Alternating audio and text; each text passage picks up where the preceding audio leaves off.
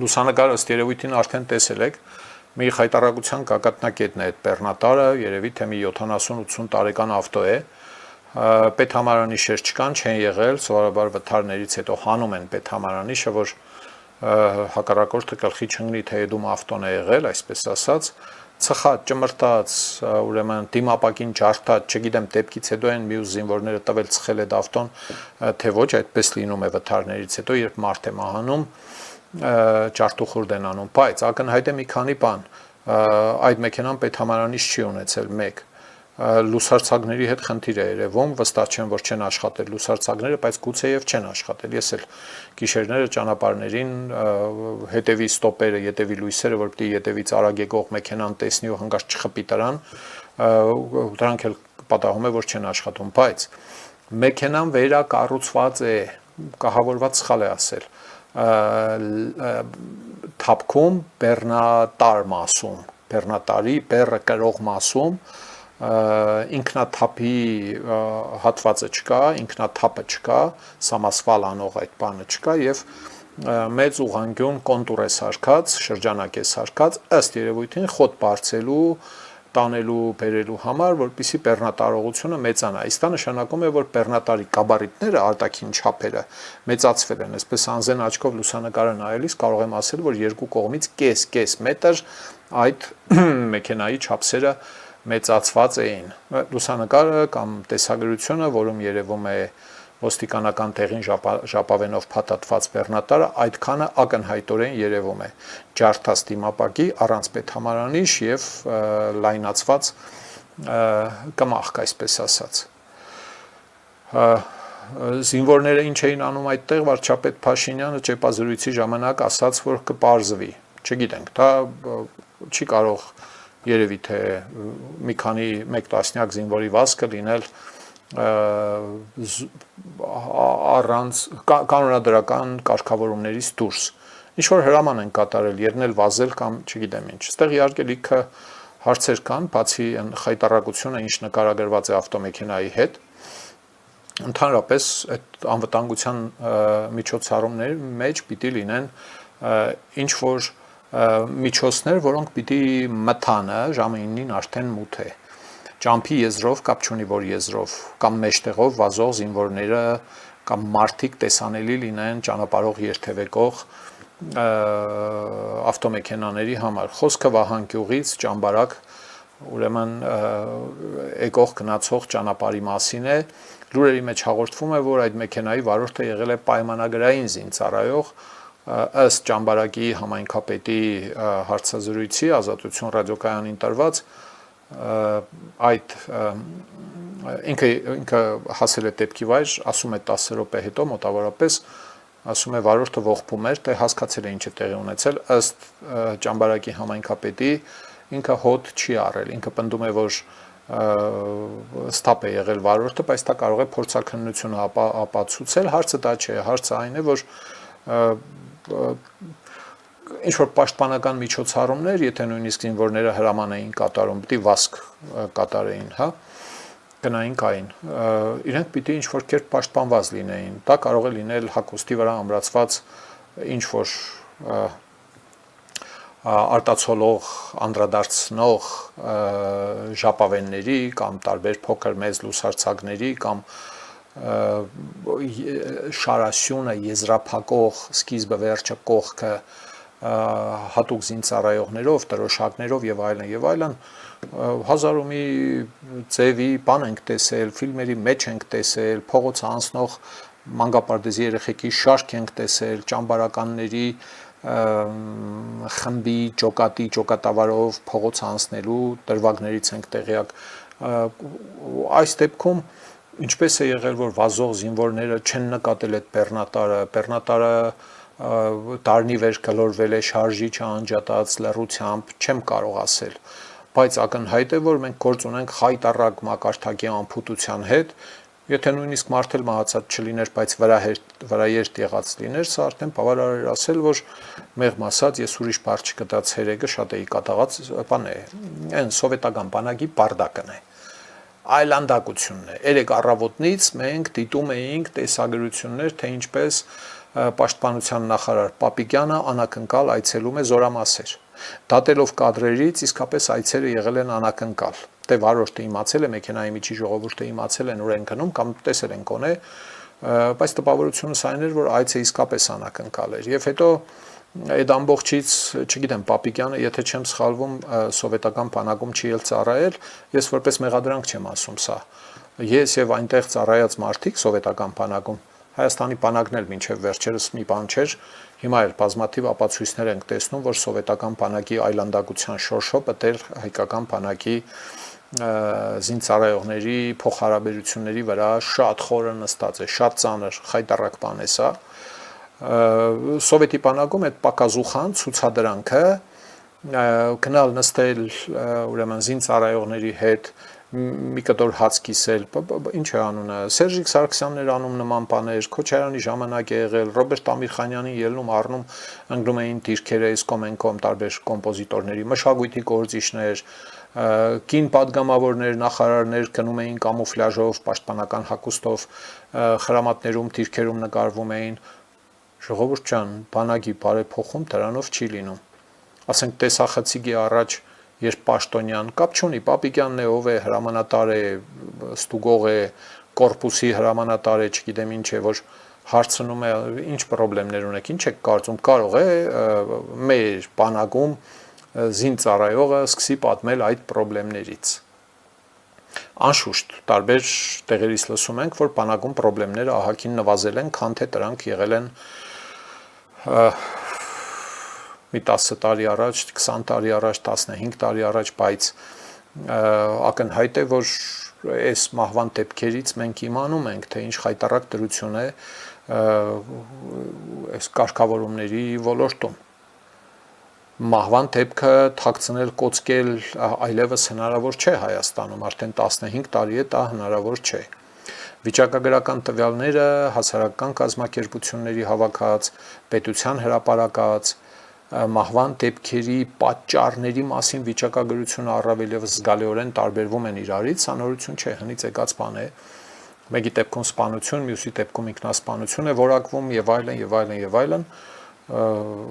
բայց ակնհայտ է, որ այս խնդիրը շատ լուրջ լուծման կարիք ունի ու ոչ մի ժողով այս հարցը չի լուծում, մինչև խնդրի պատճառների լիարժեք բացահայտում չլինի եւ ռազմավարություն չմշակվի 0 մահ բանակում վերնագրով խաղաղ պայմաններում նկատի ունեմ հերու պատերազմից։ Այս իմաստով կառավարության կամ վարչապետի նախաձեռնած այս հանձնախումբը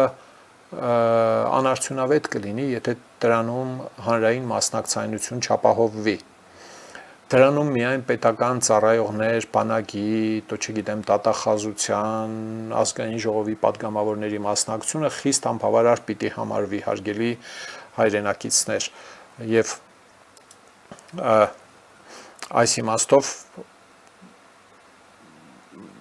պնդումս եւ համոզմունքս այն է, որ հարկավոր է ունենալ այդ խմբում, հանձնախմբում, հանձնաժողով, խորհուրդ, չգիտեմ ինչ կարգավիճակ կարող է լինել, պիտի ներգրավվեն բանակի խնդիրներով զբաղված տասնամյակներով հասարակական կազմակերպություններ կան, որոնք 20 տարուց ավելի զբաղվում են այդ հարցերով։ Առնվազն մի 7-8 կազմակերպություն ու մի 20 փորձագետ կարող եմ հիշել եւ հուշել, թե ով արժե որ ներգրավվի այդ գործերի մեջ, կարող են մտածել, որ այ մարդուկ, ասենք, կին է, էլի, իրավաբան է, որը զբաղվել է բանակային մահվան գործերի քննութու, կին է, բանակից ինչ գիտես, բան, այս վերաբերմունքը պիտի վերացվի եւ բացառվի։ Ահա բազմակարծիք, բազմակողմ, բազմապևեր ներգրավվածությունը կարող է բերել այս խնդիրների իսկապես որակյալ հետաքննության եւ լուծումների մշակման։ Մի քանի բան էլ մենք հնուց ունենք մշակած, հրապարակած, առաջարկած իշխանությանը պետք է գա թող օգտագործեն, չէ։ Հայ տղամարդու մենտալիտետ չի բանակի այլանդակությունը։ Հայ տղամարդ ասածը եթե ձևակերպեք, ինչը շատ բարդ բան է, ես իմ կարծիքը կասեմ, որովհետև Լոս Անջելեսում էլ կան հայ տղամարդիկ, Բելգիայում էլ կան, Իսպանիայում էլ կան, Հայաստանում էլ կան, Քուչեկում էլ կան, օլիգարխ հայ տղամարդ կա, բանվոր հայ տղամարդ կա, գյուղացի հայ տղամարդ կա, ես իմ հարբեցող հայ տղամարդ կա, օրը 16 ժամ աշխատող հայ տղամարդ կա, հասկանում եք, այդպես հավաքականի տակ կողել սա բավականին բարդ է։ Ես ավելի շատ կկողեի հոմո սովետիկուսի տակ։ Սովետի բանակային այլանդակության ավանդույթները շարունակում են ժառանգաբար թափառել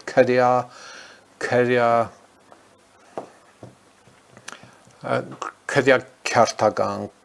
քրյախուլիգանական այս սորտը բանակում եղել է դժբախտաբար թակավորող ազգային ժողովում այսօր վեճ էր այն մասին, որ ուրեմն քրեական ենթամշակույթի պարապաշար մի օգտագործեք պարոն Լևոն Քոչարյան, այս դիտողությունը անում է Վահագն Ալեքսանյանը Լևոն Քոչարյանի ելույթին պատասխան, որի մեջ Լևոն Քոչարյանը օգտագործում է գործ տալ բառակապակցությունը բանակում, դուք պատկերացնում եք ինչ միջավայր է, ինչ խոսք ու զրույց է, երբ որ չկա վերադասի կոշտ հսկողություն, դե վերադասնել չի կարող այդ բոլոր զինծառայողներին գրգած մանկալ, բոլորի վրա աչք ունենա, նայի, որը ինչ է ասում, գնա խառնվի, բաժանի, որ կռիվ չլինի։ Ինչ ծառայած սովետի բանակում բոլոր այդ այլանդակությունները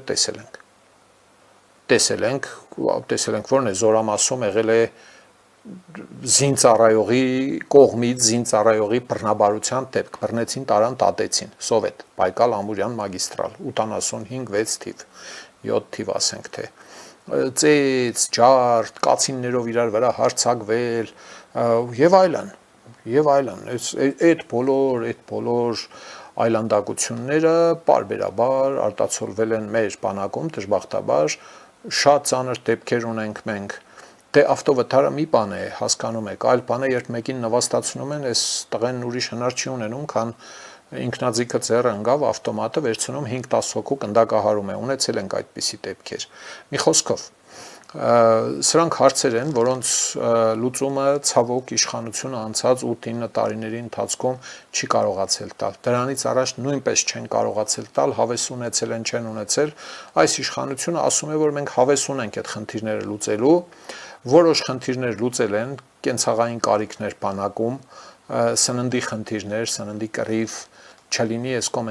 այո, ինչ որ կանոնադրական կարգավորումներ եղել են, ճիշտ է, բանակային մահերի քանակը վիճակագրությունը պակասել է համեմատած 10-15-20 տարի առաջ տեղի ունեցածի հետ, առավել ևս համեմատած 90-ականների հետ, երբ հրադադարը նոր էր հաստատվել, դրանից հետո իսկապես շատ խառնաշփոթ վիճակ էր բանակում, որովհետև կային պատերազմում կռվածներ եւ կային պատերազմում չկռվածներ։ Պատերազմում կռվածները համարվում էին ձեդուշկեք, ինչպես սովետի ժամանակ 45 թվից հետո եղած դրություններ։ Եվ իհարկե շատ զենք զինամթերք կար հազարոմի մարդու ձեռքին եւ այլն։ Մեր հետազոտությունները ցույց են տալիս, որ բանակային մահերի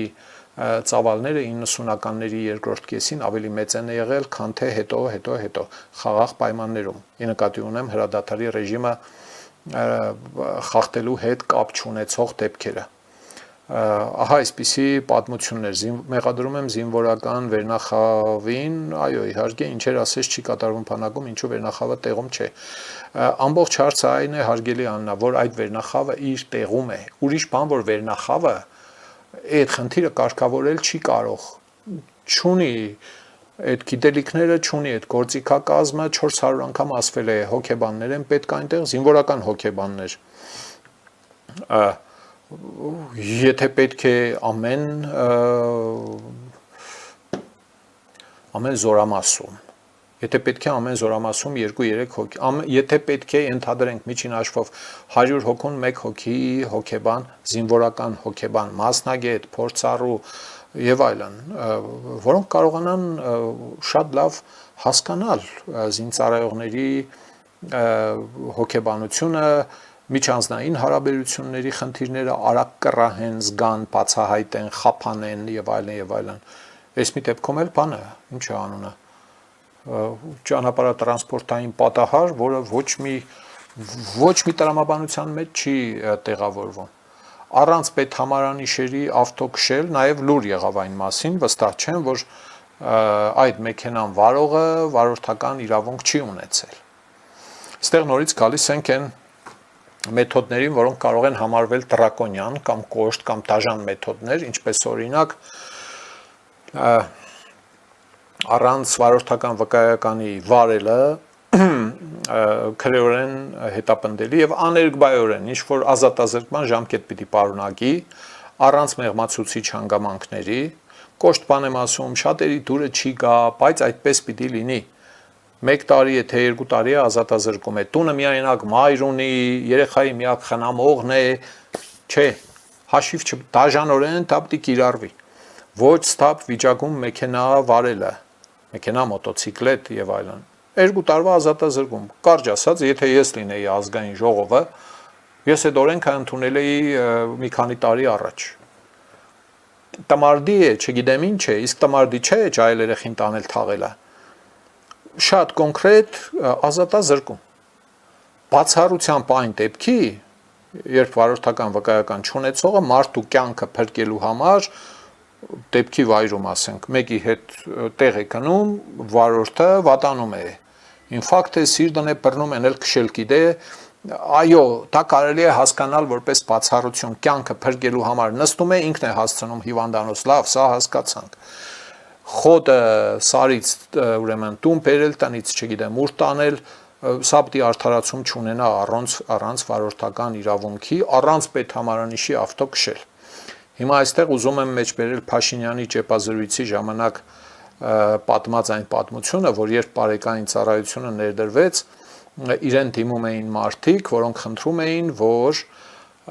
դաշտից խոտը տուն բերել, հանդից խոտը տուն բերելու համար բազմաթիվ ավտոներ առանց պետհամարանիշերի էին վարվում եւ նրանց բարեկները սկսել էին տուգանել։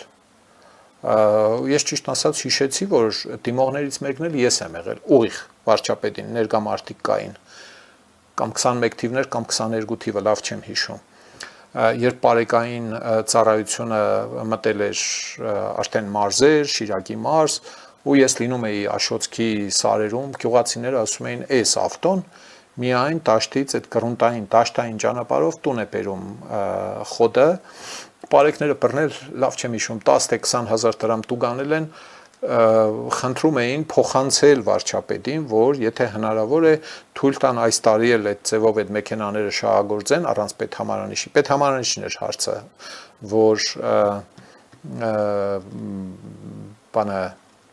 մեքենան հաշվառումից հանած էր, էլի մեքենաները կային այդպեսին։ Բոլոր գյուղերում էլ երևի եղել են, էլի այդպիսի մեքենաներ։ Հա, մի բերան խնդրեցի, ասի, եթե հնարավոր է բարեկներին ասեք, որ մի հատ գոնե զգուշացում կրեն առաջին անգամվա համար զգուշացում, այսպեսի բան եղել է խնդրանք, ինչ մեղք կստացնեմ, այն իմաստով, որ գոնե այդ սեզոնը ավարտեն, այդ տարի նոր էր բարեկային ծառայությունը հայտնվել այդ գյուղերում, բարեկները ելնում գնում էին դաշտի ճանապարհներին, հիմա չեն անում այդպիսի բան, երևի թե արդեն կարգի են բերել, բայց դու մի ասա Վահան գյուղից Ճամբարակ ճանապարհի այդ կտորը 4-5 կիլոմետրի վրա գալիս է գազ լցնելու Վահան գյուղում գազալցակայան չկա Ճամբարակում կա բայց այսինքն այդ ավտոն ինտենսիվ շահագործման մեջ է եղել վարչապետն էլ իր ճեպազրույցի համար ներողություն ճեպազրույցի ընթացքում ասում է թե այն ժամանակ որ ինձ խնդրում էին այդ բաները տարբեր մարդիկ եւ տարբեր տեղերից են խնդրել բան է եղել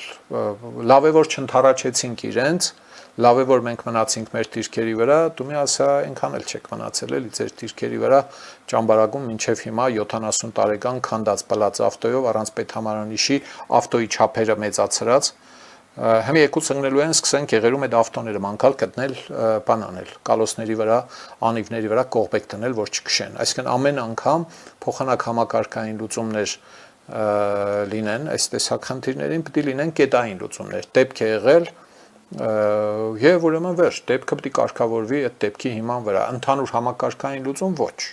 հաշվառել եք արդյոք են ավտոները ավելի ճիշտ հաշվառումից դուրս եկած ավտոները ինչ որ մի հաշվառման մեջ լինում են թե ոչ քանդում ծախում է մարդը այդ ավտոն համարանիշերը տարել հանձնել է որ գույքարկ չվճարի որտեղ դի սարից խոտը բերի սար խոտ տանի էս է թե այնուամենայնիվ պետք է ինչ ուզում է անի մի խոսքով սրանք լուրջ խնդիրներ են, որոնց մատների արանքով են նայել, էլի, եւ ինչը բերում է այս տեսակ դեպքերի։ Եվ այլն, հույս ունեմ, որ այս մասով